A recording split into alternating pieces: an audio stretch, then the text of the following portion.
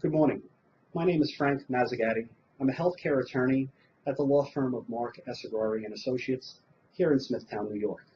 And we'd like to welcome you to the Suffolk County, Long Island Eldercare channel.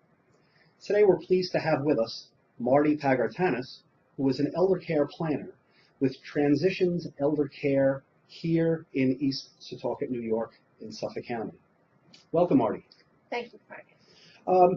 The channel is designed to speak to issues relating to the elderly and services that often are necessary as folks live at home, or for children of individuals who are elderly to start to plan for things that generally arise.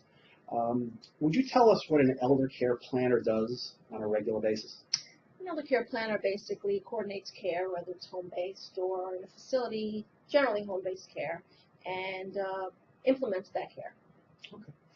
How important is it for seniors receiving home-based healthcare services to have their care coordinated professionally?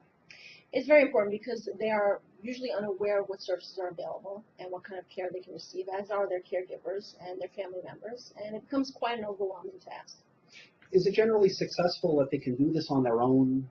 No. Most of the times they don't know where to turn. They're very overwhelmed either with a spouse that's having issues or with themselves. And it's so much easier, so much more relief they find from family members when they have someone professional involved in the process.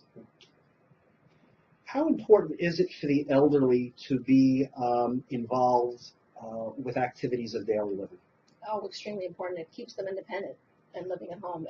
Once they start being able to feed themselves and to walk and toilet and things like that, it slows them down. It slows them down mentally, it slows them down physically, and that's how they start to decline. Right, right. Would you explain for us your approach for those in need of care? Well, generally I'll get an initial phone call asking for, kind of showing concern about a family member, and I'll sit down, I'll listen to the story, I'll ask a couple of questions, and then I'll schedule an initial evaluation. With an initial evaluation, I'll sit down with a family member, with the senior, in the home environment, take a look at the whole picture, and then provide my recommendations to the family. Mm-hmm. From there, we'll implement those recommendations, whatever they may be. What happens with elderly individuals who perhaps have family who are out of state or who are not proximate to where they live? What kind of problems or issues arise in that setting? The biggest problem would be that they're not around to see the decline. Mm-hmm. And if they just visit on holidays or birthdays and things like that, that's the general indication of something's wrong. Mm-hmm. They'll see a disheveled appearance, some confusion, memory loss, bills stacking up, paper stacking up, laundry that hasn't been done, dishes that haven't been cleaned. Mm-hmm. They're not around to see that on a regular basis, so when they come to that realization, it's quite a shock for them. And unfortunately, I act as a liaison for them, so that helps kind of give them a little bit of peace of mind. Mm-hmm. Great, great. In your experiences, how can children of those receiving healthcare services be kept aware of the issues pertaining to their parents, again, especially if they live far away? Well, if they live far away, I'm basically the liaison between whatever care services we're putting in place, the senior and the family member. They can trust that I will, with their permission, monitor whether we decide it's weekly, monthly, to make sure all the care is implemented, that their elder is safe, and that there's been no change in their environment. Do you have an opinion on the placement of certain cameras in somebody's home? In some cases, it is pretty important to make sure that the elder is safe, mm-hmm. Especially if an elder has any kind of dementia, because it's kind of hard to determine whether the care is proper when the elder can't speak for themselves, mm-hmm. or doesn't understand what's going on. Mm-hmm. So cameras, I think, are pretty important in many situations. Okay. Are there signs that children and other caregivers should recognize that may indicate that professional care and services are truly necessary? Oh, yeah. I mean, in most cases, it's confusion, memory loss, collection notices, basic stacking up. There's no food in the fridge. There's a certain smell that's not what they recall their parent ever having an issue with. The clothes, they wore the same clothes for days. They don't answer phone calls. There's medication all over the place. There's just so many signs. Slow walking.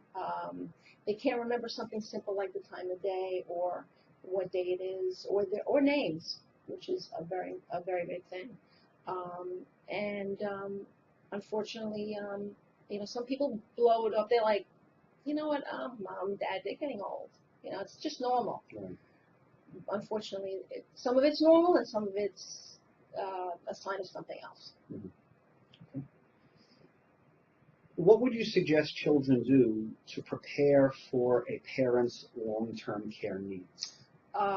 Well, speak to someone like myself, an eldercare planner or an eldercare consultant, and sit down with the parent, because they really should be involved in the situation. Obviously, it's about their care. Take a look at the situation, see what do we need to put in place to make sure that they age safely and independently at home with all the proper supports that they need. Is it too early to start this conversation? At what point is it your recommendation that the family start to discuss this, or at least consider that something might be necessary?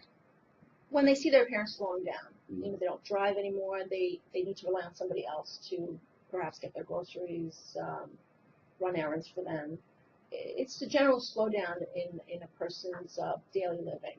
So if they start walking a little slower, their speech is a little confusing, they don't quite know, they can't recall events, that's generally an indication that maybe we need to meet and sit down and talk and see what we can put in place to keep them living home, because most people want to live at home. Mm-hmm. But the environment has to be safe. Okay. How long has transition to elder care been in business here in Suffolk County? Over 2.5 years. And explain a little bit about what Transitions is, who are the employees of Transitions, and your philosophy or model as to how you approach these issues relating to our elderly. Well, Transitions Eldercare is an eldercare consultation company. We do advanced directives, we do advanced care planning, we set up physical therapy, speech, occupational therapies, home health aides. We coordinate services of any kind that need to be put in place for a senior at home. We facilitate home modifications if that's necessary. We prepare Medicaid and VA applications, food stamp applications, and a heating application benefit. And basically, our motto is to keep the senior living home independently and safely in their environment.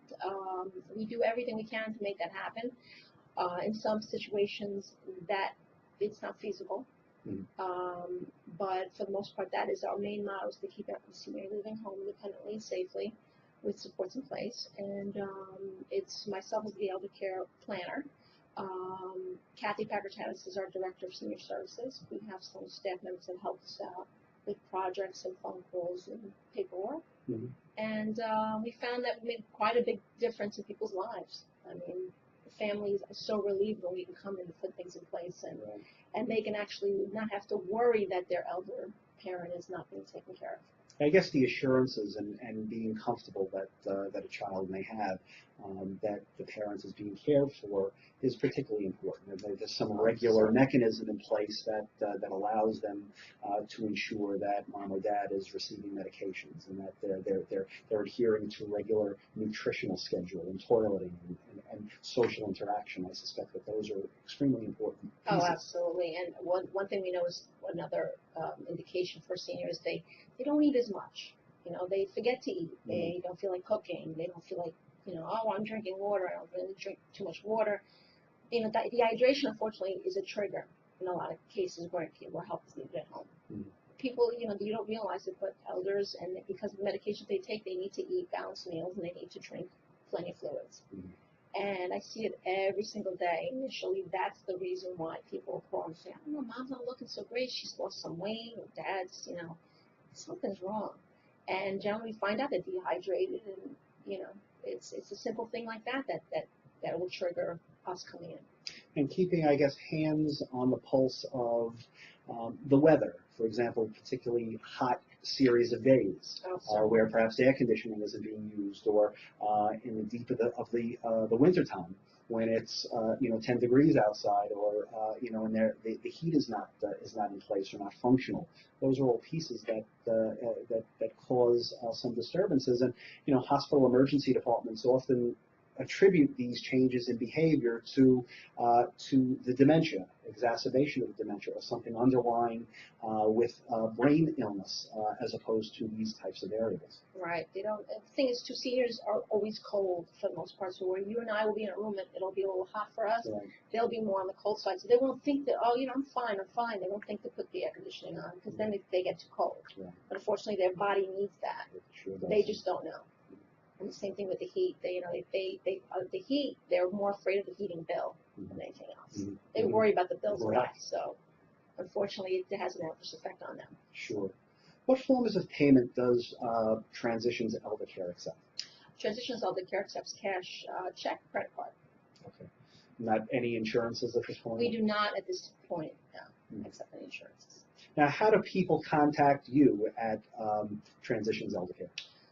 They can reach us at our office number, which is 631-604-9550, or our website at www.transitions-ec.com. And we will also have a link to Transitions Eldercare on the Suffolk County Long Island Eldercare channel as an additional resource in the case that you need to speak with Marty or any of the folks over at Transitions, or have any questions relating to elderly individuals, or if you're children of someone who's elderly who believes that there is a need for some care, or at the very least to discuss these particular issues with a professional. Marty, we'd like to thank you for joining with us today. We believe that all of this information is particularly informative and certainly accessible for individuals who are looking for assistance. Again, my name is Frank Mazzagatti. I'm the healthcare attorney at Pagartanis and Associates here in Smithtown. We thank you again for joining with us, and as always, we consider it a privilege to be able to serve anyone who needs any type of assistance in the elder law arena. Thank you and good morning.